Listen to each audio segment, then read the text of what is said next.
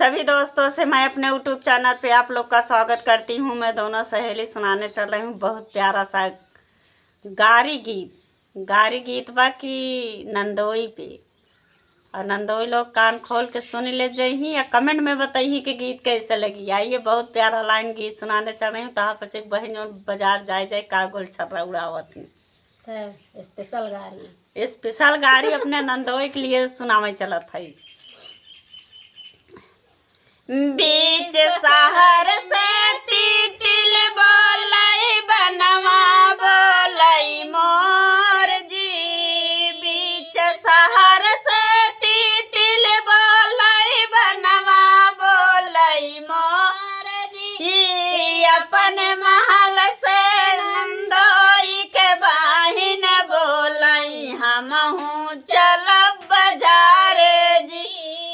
अपन महल कई बाहिन बोलाई छिनरऊ चली बाजार जी।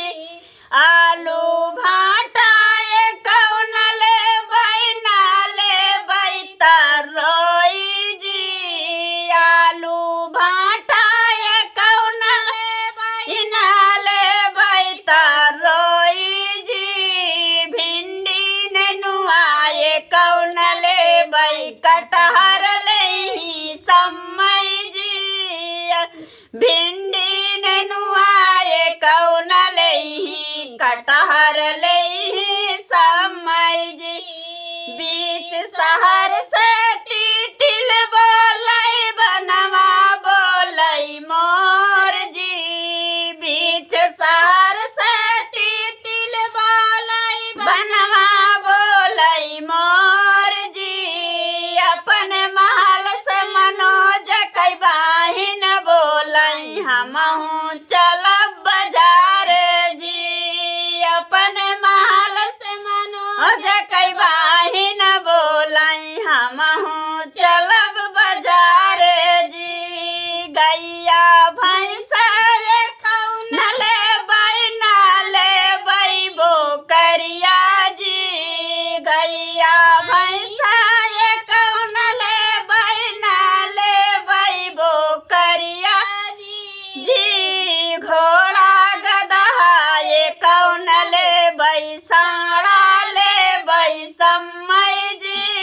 घोड़ा गदहा कौन लेबै साड़ा लेबै समय जी। बीच शहर से तिल बोलई बनवा बोलई मोर जी। बीच शहर से तिल बोलई बनवा बोलई मोर जी। अपन महल से कई बाहिन बोलई हमहू चलब बाजार जी।